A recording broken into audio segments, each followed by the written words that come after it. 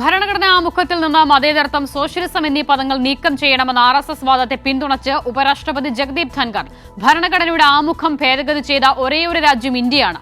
അടിയന്തരാവസ്ഥ കാലത്ത് 42ാം ഭേദഗതിയിലൂടെയാണ് മതേതരത്വം ഉൾപ്പെടെയുള്ള പദങ്ങൾ ഭരണഘടനയിൽ ഉൾപ്പെടുത്തിയതെന്നും ഭരണഘടനയുടെ ആത്മാവാണ് ആമുഖമെന്നും ധൻഖർ പറഞ്ഞു. കേന്ദ്രമന്ത്രി ശിവരാജ് സിംഗ് ചൌഹാൻ മതേതരത്വം ഇന്ത്യയുടെ സംസ്കാരത്തിന്റെ കാതലല്ലെന്ന പരാമർശം നടത്തിയതിന് പിന്നാലെയാണ് RSSന്റെ വാദത്തെ ന്യായീകരിച്ച് ധൻഖറും രംഗത്തെത്തുന്നത്.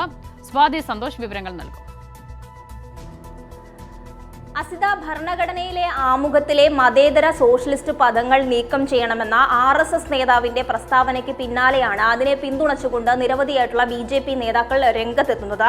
ഏറ്റവും ഒടുവിലായി ഉപരാഷ്ട്രപതി ജഗദീപ് ധൻഖറും ഈ RSSന്റെ വാദത്തെ ന്യായീകരിച്ചുകൊണ്ട് പിന്തുണച്ചുകൊണ്ട് രംഗത്തെത്തിയിട്ടുണ്ട്.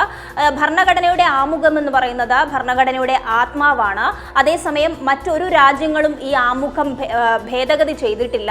മറിച്ച് അടിയന്തരാവസ്ഥ കാലത്ത് 1976 42ാമത്തെ ഭേദഗതിയിലൂടെയാണ് ഈ വാക്കുകൾ, അതായത് മതേതര, സോഷ്യലിസ്റ്റ്, അതോടൊപ്പം തന്നെ ഇന്റഗ്രിറ്റി എന്ന് പറയുന്ന ഈ 3 പദങ്ങൾ ഭരണഘടനയിലേക്ക് ഉൾപ്പെടുത്തിയതെന്ന RSSന്റെ വാദത്തെ ന്യായീകരിച്ചുകൊണ്ടാണ് ധൻഖർ ഇന്ന് രംഗത്തെത്തിയിട്ടുള്ളത്.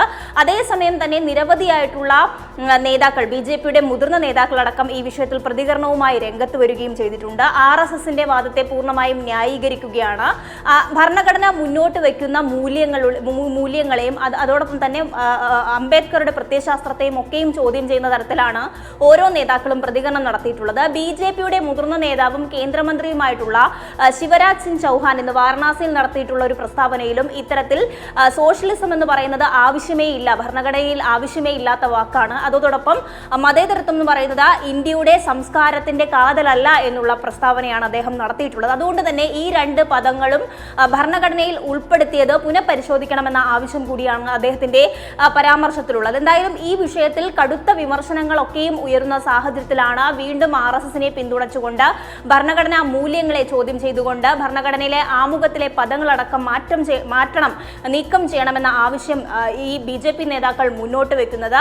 ഇത് BJPയുടെയും RSSന്റെയും ഹിന്ദുത്വ രാഷ്ട്രം കെട്ടിപ്പടുക്കുക എന്ന അജണ്ടയുടെ ഭാഗമായിട്ടാണ് ഇത്തരം വാക്കുകളും പരാമർശങ്ങളും പ്രതിഫലിക്കുക എന്നുള്ളതാണ് വിവിധ രാഷ്ട്രീയ പാർട്ടികൾ ആരോപണവും വിമർശനവുമായി മുന്നോട്ട് വെക്കുന്നത്. ഈ വിഷയത്തിൽ വലിയ വിമർശനങ്ങൾ ഉയരുന്ന ഘട്ടത്തിലും BJP നേതാക്കളും RSSന്റെ നേതാക്കളും ഈ പരാമർശങ്ങൾ ആവർത്തിക്കുകയും ചെയ്യുന്നത് ഏറ്റവും ഗുരുതരമായി തന്നെയാണ് പ്രതിപക്ഷ പാർട്ടികളടക്കം നോക്കിക്കാണുന്നത്. അസിത.